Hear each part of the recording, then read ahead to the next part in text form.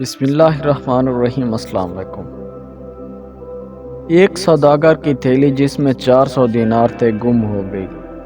اس نے ڈھول پٹوا کر اعلان کیا کہ اس طرح کی تھیلی جس شخص کو مل جائے وہ لے آئے۔ تھیلی لانے والے کو 200 دینار بطور انعام دیا جائے گا۔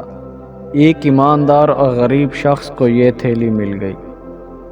وہ یہ تھیلی لے کر مالک کے پاس انعام کی امید میں پہنچ گیا، لیکن سوداگر اپنی تھیلی دیکھ کر بدنیت ہو گیا اور غریب آدمی سے کہنے لگا، اس تھیلی میں نہایت قیمتی موتی بھی تھے، کیا وہ بھی اس کے اندر ہیں؟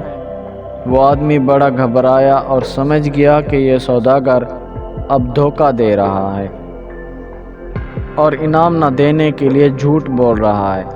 اب ان دونوں میں جھگڑا شروع ہو گیا۔ آخر دونوں لڑتے ہوئے فیصلے کے لیے قاضی کے پاس پہنچے۔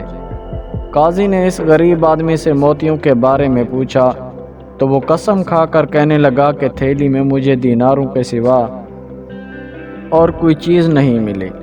اب قاضی نے سوداگر سے پوچھا کہ بتاؤ وہ موتی کیسے تھے؟ تو سوداگر نے الٹی سیدھی باتیں کی، کچھ صحیح نہ بتا سکا۔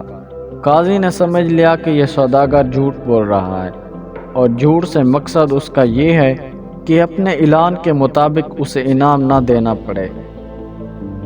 قاضی نے کہا کہ میرا فیصلہ سنو۔ اے سوداگر، تمہارا دعویٰ ہے کہ میری تھیلی گم ہو گئی جس میں دینار تھے اور موتی بھی تھے، اور وہ موتی ایسے تھے کہ یہ آدمی جو تھیلی لایا اس میں کوئی موتی نہیں، لہٰذا میں اس نتیجے پر پہنچا ہوں کہ یہ تھیلی تمہاری ہے ہی نہیں، لہٰذا تم اپنی گمشدہ تھیلی کے لیے پھر سے اعلان کرواؤ۔ ممکن ہے تمہاری گمشدہ تھیلی تمہیں پھر سے مل جائے اور تم کامران و بامراد بن جاؤ۔ بہرحال یہ تھیلی تمہاری نہیں ہے۔ پھر قاضی نے غریب آدمی سے کہا کہ یہ تھیلی 40 روز تک احتیاط سے رکھو، اگر کوئی دوسرا سچا دعوے دار نہ پیدا ہوا تو یہ تمہاری ہے۔